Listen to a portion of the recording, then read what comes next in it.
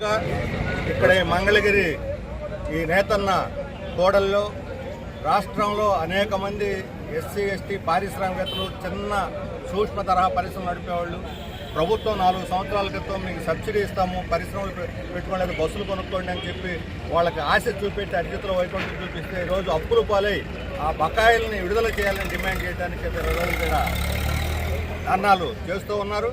ఇంతవరకు ప్రభుత్వం స్పందించలేదు. ఇది మొదటిసారి కాదు. ఇంతకుముందు గత 6 నెలల పోరాటం చేస్తూనే ఉన్నారు. చివరికి అక్కడ పారిశ్రామిక కమిషనర్ ఆఫీస్ ముందు కూర్చుంటే కనీసం దాన్ని అనుమతించలేదు.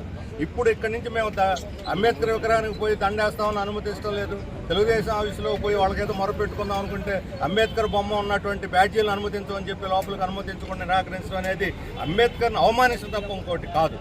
అందుకని ఎస్సీ ఎస్టీల పట్ల వైపేమో గూగుల్ అదానీ కంపెనీకి అడగకుండానే 22,000 కోట్లు ప్రజల సొమ్ముని దారపోశారు. అలాగే ఎకరా రూపాయికి ఇచ్చేస్తున్నారు. ఎవరి సొమ్ము అత్త సొమ్ము అల్లుడు దానం చేసి రైతుల దగ్గర బలవంతంగా లాక్కొని రూపాయికి ఇచ్చేస్తున్నారు. ఇక్కడ వీళ్ళకి మాత్రం 1200 కోట్లు బకాయిలు ఇదిగో అనుకుంటూ ఇస్తున్నాం చస్తున్నాం అన్నారు తప్ప ఇంతవరకు పైసా విడుదల చేయలేదు. ప్రభుత్వం దగ్గర డబ్బులు లేవా? ఖచ్చితంగా డబ్బులు ఉన్నాయి, వీళ్ళకి ఇచ్చేటువంటి మనసు లేదు. ఎస్సీ ఎస్టీలకు ఎందుకు ఇవ్వాలని నిర్లక్ష్యం, వివక్షత. దీనికి వ్యతిరేకంగా వాళ్ళు సాగిస్తున్న పోరాటానికి సిపిఎం పూర్తి మద్దతు తెలియజేస్తుంది. గతంలోనే మేము పారిశ్రామిక మంత్రిని కూడా కలిసి విజ్ఞప్తి చేశాం. ఆయన కూడా నేను చూస్తాను తప్ప ఇంతవరకు స్పందించలేదు.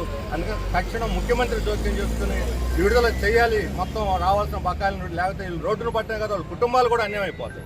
వాళ్ళ సర్వస్వం కోల్పోయి ఉన్నారు, దేవాలయ ఎత్తే పరిస్థితి ఉన్నది. అటువంటి పూర్తిగా రోడ్డును పడకముందే ఇక్కడ ఈ ధర్నా జరుగుతున్న సమయంలోనే ప్రభుత్వం పిలిచి వాళ్ళని చర్చించి వాళ్ళ బకాయిలు రిలీజ్ చేయాలని చెప్పి మేము డిమాండ్ చేస్తాం.